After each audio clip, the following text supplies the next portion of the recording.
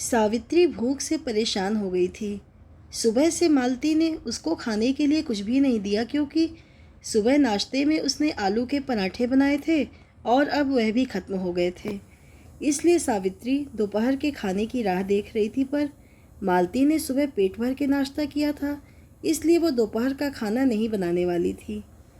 अत्यंत भूख से परेशान हो रही सावित्री मालती के पास गई और बोली, बहू, मुझे बहुत ज़ोरों से भूख लगी है, खाने के लिए कुछ भी दे दे।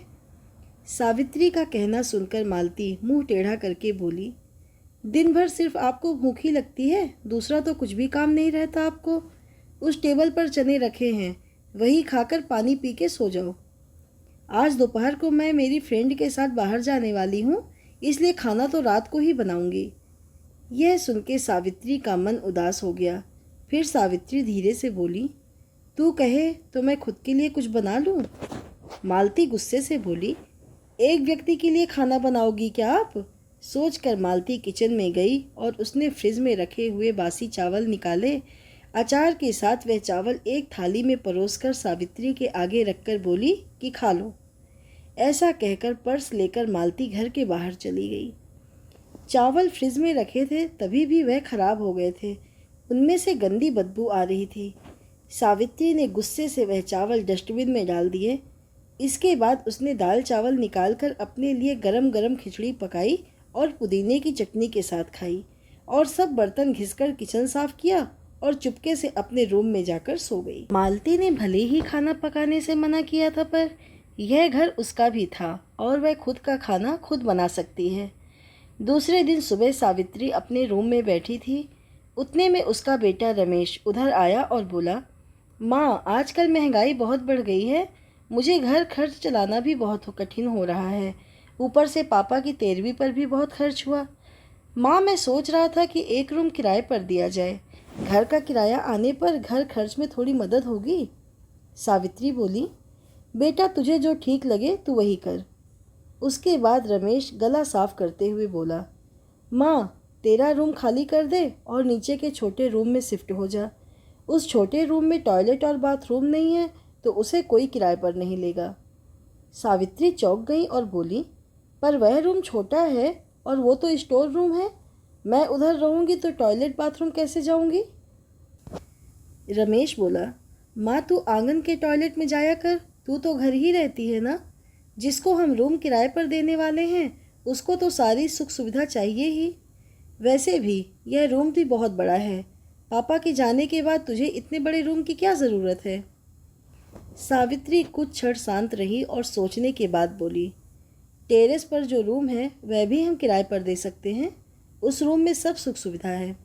उस पर रमेश बोला, नहीं माँ, वह रूम हम किराए पर नहीं दे सकते, वह अपने मेहमानों के लिए रखा है। तुझे तो अच्छे से पता है कि मालती के मायके वालों का आना जाना चालू रहता है, इसलिए एक्स्ट्रा रूम मेहमानों के लिए रखना पड़ेगा। सावित्री सब समझ गई थी कि बेटे ने तो उसका ही रूम किराए पर देने का निर्णय लिया है, क्योंकि वह बुढ़ापे में बेटे और बहू पर आश्रित थी। इसलिए रमेश ने जो कहा उस पर सावित्री ने ज़्यादा विरोध नहीं किया। उसने अपना थोड़ा सामान लिया और छोटे रूम में शिफ्ट हो गई। उधर पुराने छोटे रूम में उसका जी घुट रहा था, तब भी वहाँ उस रूम में दिन काट रही थी। नया किराएदार आया था, सब पहले जैसा चल रहा था। घर में आए हुए किराएदार का नाम अशोक था, एक एनजीओ में काम करता था। वह हर रोज़ मालती और रमेश सावित्री के साथ कैसा सलूक करते हैं वह देखता था। यह देखकर उसको बहुत बुरा लगता था। धीरे धीरे सावित्री अशोक को अपने बेटे जैसा मानने लगी। अशोक भी आते जाते सावित्री का हालचाल पूछा करता था और उसका ख्याल रखता था। रमेश और मालती को सावित्री से कुछ लेना देना नहीं था।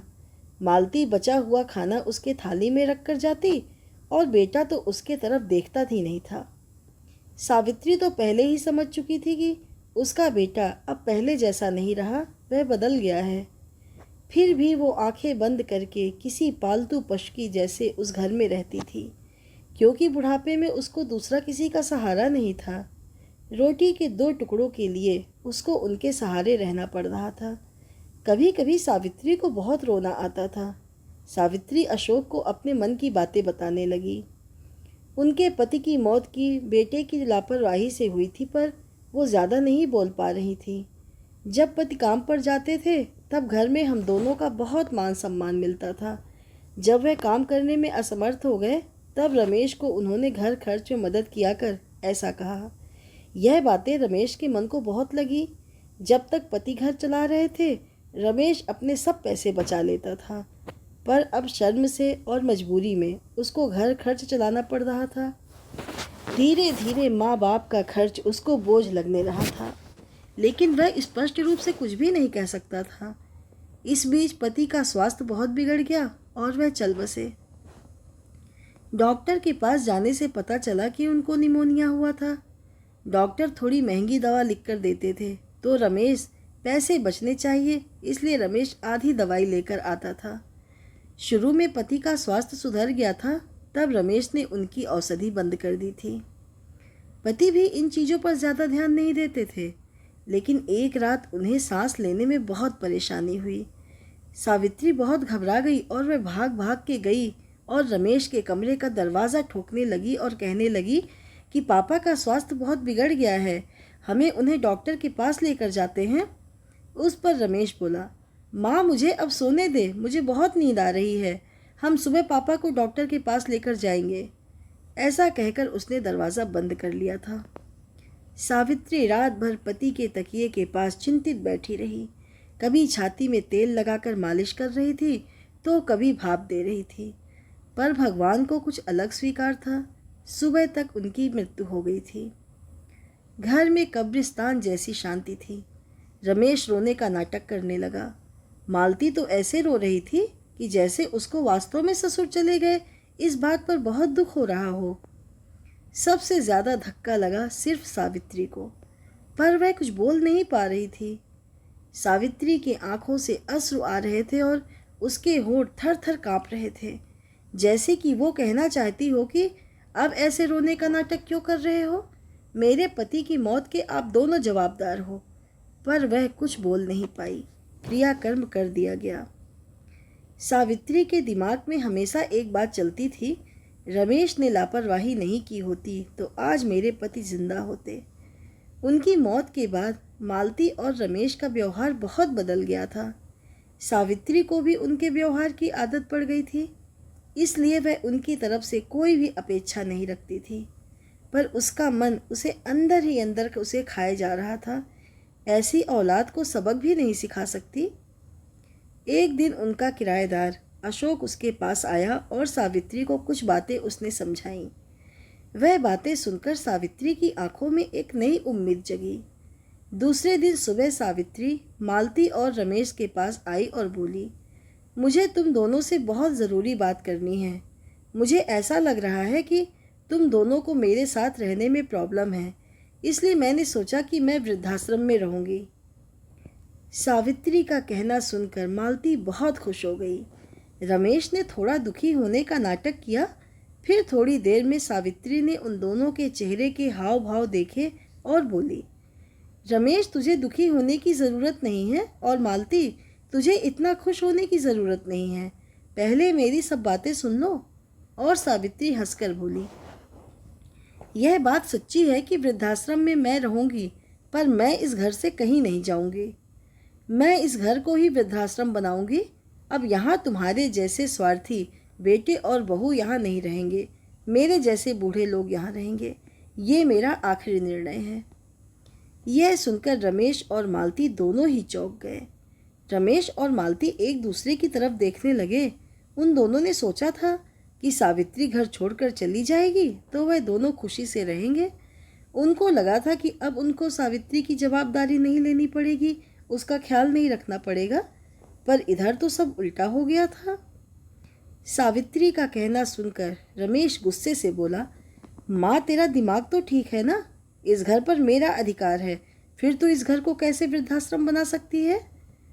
तू भूल रहा है बेटा, अभी तक ये घर मेरे ही नाम पर है। सावित्री गुस्से से बोली, तुम दोनों ने मुझे बहुत परेशान किया है, छोटी छोटी बातों पर मेरा अपमान किया है, बीमारी के वक्त भी मुझ पर ध्यान नहीं दिया, खाने पीने के लिए भी मुझे बहुत तरसाया। तेरे पिताजी भी मुझे छोड़कर चले गए, अगर मैंने कठोर निर्णय नहीं लिया तो मेरा भी वही हाल होगा जो तुम्हारे पापा का हुआ था। इसलिए मैंने सोचा कि बेटे के झूठे प्यार के जाल में फंसने से अच्छा मैं अपने बारे में सोचूं। रमेश घुटनों पर आकर बोलने लगा, माँ मुझे माफ़ कर दे, हम दोनों तेरा अच्छे से ख्याल रखेंगे, तेरा कभी भी अपमान नहीं करेंगे, पर तू इस घर को वृद्धाश्रम मत बना। माँ थोड़ा सोच कर तो देख, हमारा क्या होगा। सावित्री ऊंची आवाज़ में बोली, मैंने और तेरे पापा ने तुझे अच्छे संस्कार दिए थे, फिर भी तूने सिर्फ तेरे परिवार के बारे में सोचा, हमारा नहीं। फिर मैं तेरा क्यों सोचूं? तू तेरे परिवार का सोच, मेरी चिंता मत कर और जल्द से जल्द ये घर छोड़कर चला जा, क्योंकि इस घर में अब अच्छे लोग रहने आ रहे हैं। इतना कहकर सावित्री अपने रूम में चली गई। रमेश और मालती शांत सावित्री को जाते हुए देखते ही रह गए। सावित्री ने अपने जैसे बूढ़े लोगों को उसके घर में आश्रय दिया। अशोक की मदद से वृद्धाश्रम अच्छे से चलने लगा।